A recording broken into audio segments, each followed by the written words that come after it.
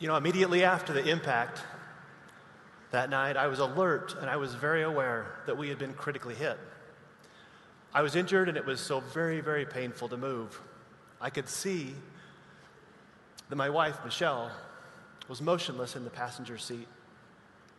As I desperately struggled to move my hand onto hers to feel for a pulse, I suddenly felt in my heart that she was gone. And then I thought of my children. I looked into the back seat to see if they were okay, if they had survived somehow that critical crash. I could only turn my head far enough to see Benjamin and Anna, and they were just sitting so peaceful, yet motionless. And I suddenly felt in my heart that they too were gone.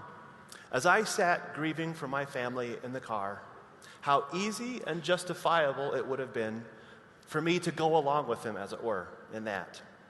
To join him in his misery, to get angry, to vilify, to lash out at this life and how wrong everything in it had just become, seemingly just become.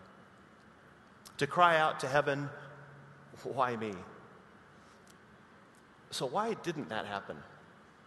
As I looked on my now motionless wife and watched her last breath leave her body, I closed my eyes, wept bitterly, and experienced my own nothingness and helplessness.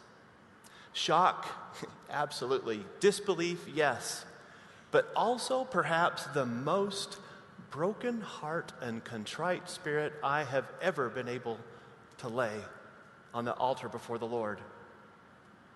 As I turned and looked out the driver's side window at the car that had just struck us, wondering how this had even happened in the first place, I heard in my mind a voice that was not my own, saying 3 words: let it go. And accompanying that voice was an immediate understanding of what that invitation meant. In 3 simple words, the Savior was asking me, do you believe in me? Do you really believe in me? Do you have faith in me? Then and there I committed to let it go. The whole weight, holding nothing back, laying it at the foot of the Savior.